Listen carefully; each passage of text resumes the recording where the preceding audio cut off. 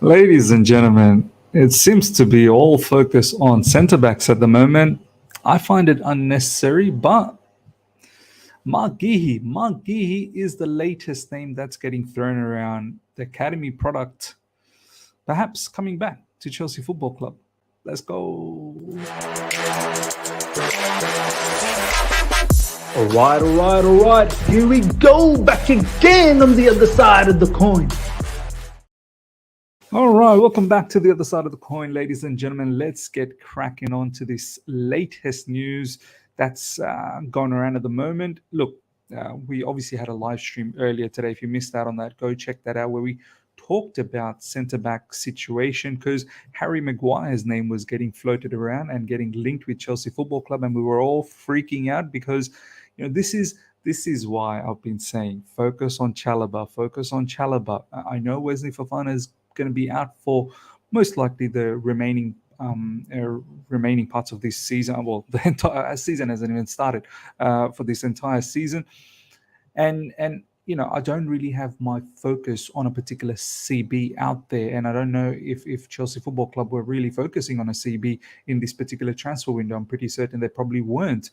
So I thought, let's give Chalobah an opportunity. Chalobah is there. And then if we do want another backup, just in case for more injuries, if there is down the track, then you can have someone like Bashir Humphreys as a fifth choice CB. It's not necessary to go out there and buy. And then we started seeing the Harry Maguire link happening. And that's when I said, hey, don't be asking for all of these CBs, because Chelsea could do a bit of a madness and get someone like Harry Maguire, which would be the ultimate annoying situation. However, today, ladies and gentlemen, Marc Guehi's name has been, floating around, and this is the latest from Jacob Steinberg. Breaking: Chelsea are weighing up a move to sign former defender and academy product Marc Guehi. This is from Jacob Steinberg. Further goes on to say Chelsea are not interested in Harry Maguire, which is fantastic. A clarification from Jacob Steinberg. And then Nizar Kinsella, Chelsea are interested in Marc Guehi. Crystal Palace won 50 million for the England international, and the player would want to be a regular starter at any club he joins this summer. This is, as I said, from Nizar Kinsella. Further goes on to say it remains unclear whether Chelsea could offer him regular game time. Chelsea haven't fully decided how to broach the issue amid fears Fofana could be out for the season. Okay, so let's talk a little bit about this. 50 million. We'll get to the price tag a bit later on. Marc Guehi, I rate him. He's a good defender. Let's talk about him as a defender. I think he's a very good defender. I think he's got distinct weakness when it comes to aerial duels. He doesn't seem to win too many aerial duels because he's not that tall. He's not even, I don't think he's 6 foot. I think he's just a tad shorter than 6 foot. But as a defensive unit, a strong, physical being, he's not someone who gets pushed around. He's quite combative when it comes to ground duels, and he's quite decent on the ball. He can definitely play out from the back. He can definitely, take the ball forward, and he's someone who can definitely play high up. The line being high up, and he's got good pace, quite robust in his nature. My only issue is one. He's 23, so if we are looking to somewhat find a immediate replacement, why are we getting another youngster? We've got quite a lot of young CBs. We're going to have Levi Colwell. We've got Buddy Shield. And then you want to add Marc Guehi here. Don't forget, you've still got Chalobah, unless you're thinking about letting go of Chalobah, which would be so mad in this situation, knowing that Wesley Fofana is injured. So 23, another young defender who wants to play on a regular basis. You're not going to play on a regular basis. I don't even know who's going to play on a regular basis, if I'm being absolutely honest, because once Buddy Shield is fit as well, he's going to want to play too. So this is what you're going to get with youngsters and more. I understand Marc Guehi has now played a couple of seasons in the Premier League. He's got that bit of experience and no problems about that. He's the captain of Crystal Palace, so there is leadership quality in him. But just stockpiling with all of these sort of 20 to 23, 24-year-olds, I don't think it's the right way to go about. It makes me think, why did you sell Koulibaly now? I guess we didn't foresee Wesley Fofana being injured. And the other factor is Marc Guehi is a left-sided CB. Like, how many more left-sided CB do we want? If anything, if we were looking at someone from Crystal Palace, probably should have been Anderson. Anderson, right-sided player, has got really good, line-breaking passes, ability from the back, good in the air, can score goals as well. For me, 50 million, ladies and gentlemen, it's a bit hefty. And yeah, for him to come to Chelsea Football Club, I don't think he's going to be a bench warmer. He'd want to come and potentially would like to start. And you don't want to, like, we're in a situation where we're trying to convince Levi Colwell. And I understand this isn't Levi Colwell FC. I get it. But it's not healthy sometimes to have all these youngsters in one pile and then trying to compete, because eventually they're going to get frustrated and they're going to say, look, there's not enough opportunity. We've only got one game a week next season. So there's not too many games to go about. So we have to think hard. Ladies and gentlemen, you let me know how you feel about Marc Guehi, potentially being a replacement for Wesley Fofana, because he's going to be out for a little while. As I said, I like Marc Guehi, but I find it totally unnecessary. And 50 million as well. 50 million. He's probably worth about 50 million. These days, everyone is going for about 50 million. And Crystal Palace will probably, hold him for that particular price tag. He's their captain and he's a very good defender. But for me, it's a bit too much. But let me know in the comment section, ladies and gentlemen, how you feel about Marc Guehi. Or do you just trust Chalobah? Me personally, I just trust Chalobah. I'd give him the opportunity. One consideration Chelsea will also make if they move for a centre back is if they need someone tall, considering the lack of height in midfield. Yeah, Marc Guehi is not the tallest defender out there, so that is definitely something to think about. Chelsea are now reluctant to sell Trevoh Chalobah after Wesley Fofana suffered a serious knee injury, which will rule him out of action for months, coming from Nizar Kinsella. This should not even be a conversation anymore. If we still contemplate getting rid of Chalobah, unless there is an exorbitant, fee coming in the likes of 50, 60 million, I would find it very strange to let go of Chalobah. It doesn't make sense. I don't know. Would we accept a 35, 40 million bid from somewhere? For me, it makes more sense to keep Chalobah. Now, there's far more value in keeping him as opposed to letting him go. But as I said, let me know in the comment section how you feel about that. Next up, ladies and gentlemen, another outgoing. We've got another here we go. And the exodus continues. And we still got few more players left in the likes of Romelu Lukaku, Hakim Ziyech, and Callum Hudson-Odoi. But Pierre-Emerick Aubameyang, ladies and gentlemen, it's a here we go to Olympique Marseille. Auba will sign 3-year deal as called 2 days ago until June 2026. Chelsea will let him leave for free. So we've done him a favor, much like the Azpilicueta situation where there was 1 year left. And you probably couldn't salvage any more money from Aspi or Auba. So we've let him go on a free. I think there might have been a negotiation that we don't pay you for your final year, which is probably why Marseille has finally found a solution here as well. I think this is probably what we did for Azpilicueta too. There was that final year left in his contract, which would potentially have to pay him off, but we've told him you can go out on a free. That way we don't have to get some sort of transfer fee from the opposition team. So, look, good solution for all parties. Auba is just a victim of the circumstance, honestly. So, look, great job. Looks nice on the with that Marseille jersey. I cannot lie. I want to see how he goes with Dimitri Payet over there, and don't forget Lacazette in Lyon too. So, Liga, they've got a couple of decent strikers back. Pierre-Emerick Aubameyang and Olympique Marseille plan traveling tonight to Germany, joining Olympique Marseille camp. Medical test scheduled on Thursday. 3 contract signing next 24 hours. Here we go, and one more signing for Olympique Marseille this summer. As I said, good solution for all parties. And good luck to Aubameyang. He's never really created any fuss at Chelsea Football Club. He was probably not rightly treated. But once again, didn't create any controversy in the midst of all that chaos that was going on. So wish him all the best at Olympique Marseille. Next up, ladies and gentlemen, left back situation. Ben Chilwell will go into the season as the undisputed first choice left back. Outside of him, the landscape is more fluid. Marc Cucurella still feels the confidence from the hierarchy fronted by Lawrence Stewart and Paul Winstanley. This is coming from Liam Chumi. Further goes on to say, Martin has interest from Burnley. However, they have failed so far to meet Chelsea's price tag of 20 million. Wolfsburg, West Ham, Forest, and Benfica have expressed interest. Lewis Hall has advised in the Premier League as well. Look, this is a proper conundrum. I'm not surprised that Ben Chilwell is deemed as the undisputed left-sided player. I think recently in the training sessions, he won the gay contest as well, where it's all about the fitness. Who can last the longest when it comes to running. I suppose I think it's a blip test, right?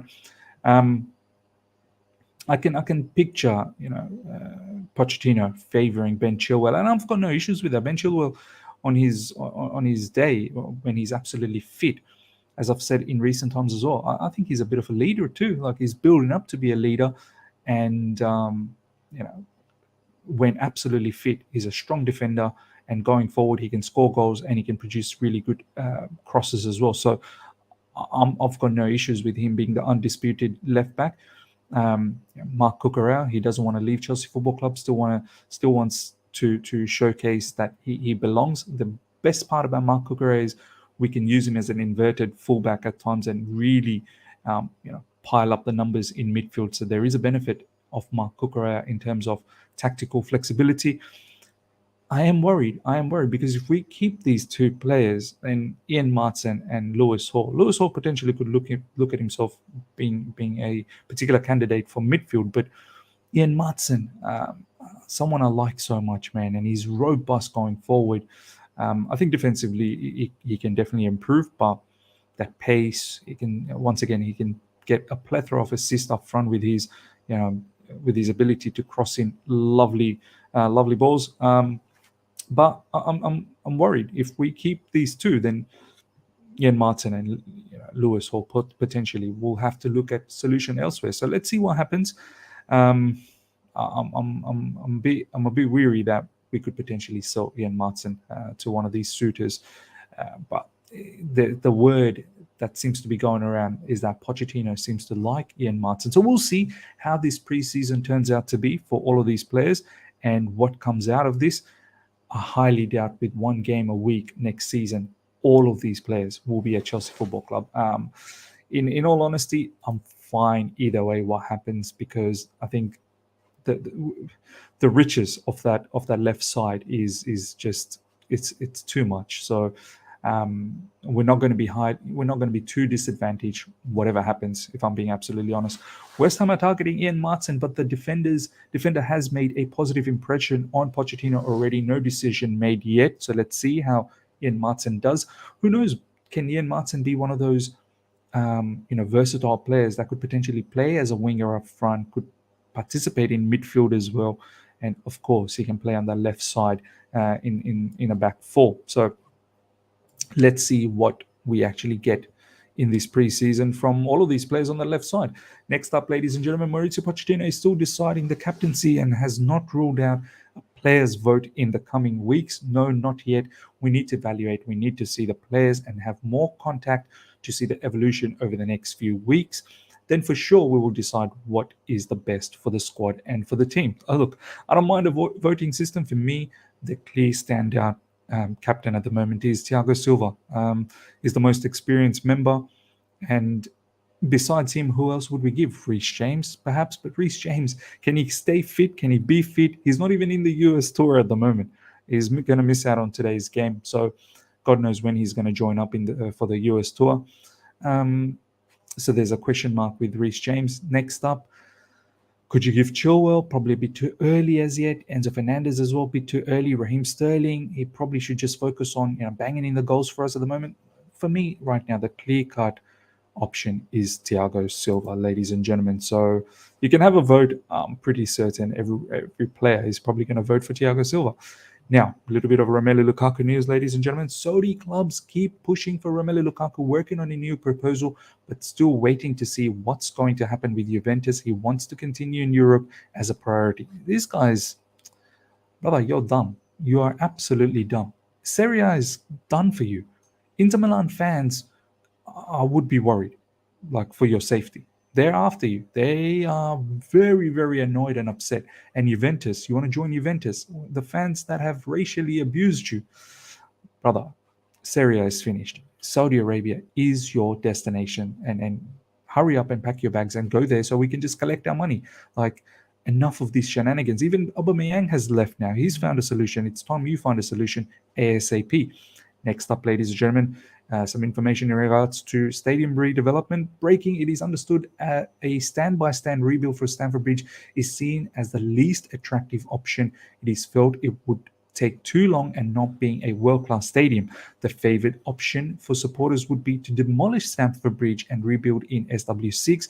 It is estimated a rebuild would take 5 years, which means Chelsea would have to find a new temporary home.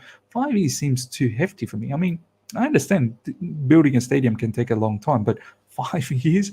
Like, hurry up. Like, surely you can do that in half that time. You know, obviously you'll have to pass the architectural, planning and all that through the councils and whatnot. But after that, let's just build it, man. Hurry up and build it. 5 years is a very long time to be away from SW6 Stamford Bridge.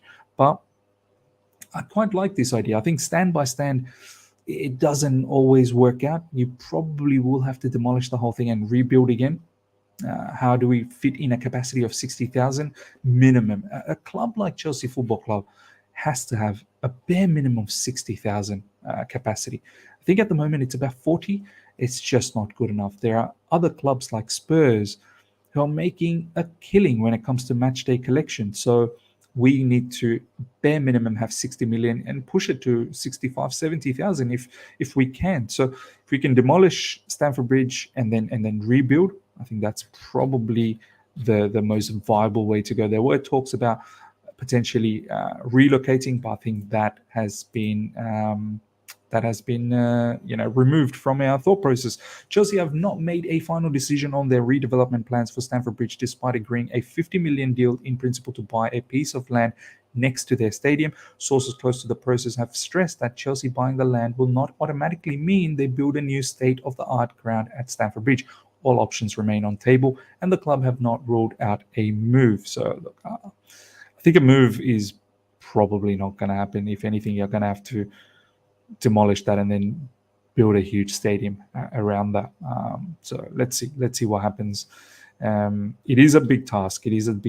Demolishing this, building a new stadium. You do need to see all of these other buildings, residential buildings in around. You have to get their permission as well. You can't just do all of this stuff without their permission, because it does change the landscape. There'll be obviously noise as well. All of this has to be passed through the council. So it is a big task. Let's see what happens, but it needs to happen. Last but not least, ladies and gentlemen, we have to talk about this. I really found this comment, a bit of extract from Maurizio Pochettino, quite exciting indeed. Maurizio Pochettino tells Chelsea youngsters it is graduation day. He wants the youthful side to show tonight they are capable of playing for Chelsea. I love it, man. I love it. Obviously, the preseason kicks off today, ladies and gentlemen. Do make sure you're there for the watch-along. I'll have the watch-along set up very soon. But Maurizio Pochettino putting down the gauntlet and saying, kids, it's graduation day. You better, better buckle up and show me that you belong. Show me that you actually are a Chelsea level player. So it's fantastic. Ladies and gentlemen, hope you guys have enjoyed this. Smash the like button. If you're here for the first time, subscribe, hit the bell notification to stay in touch with all my content. I shall see you guys for the watch along very soon.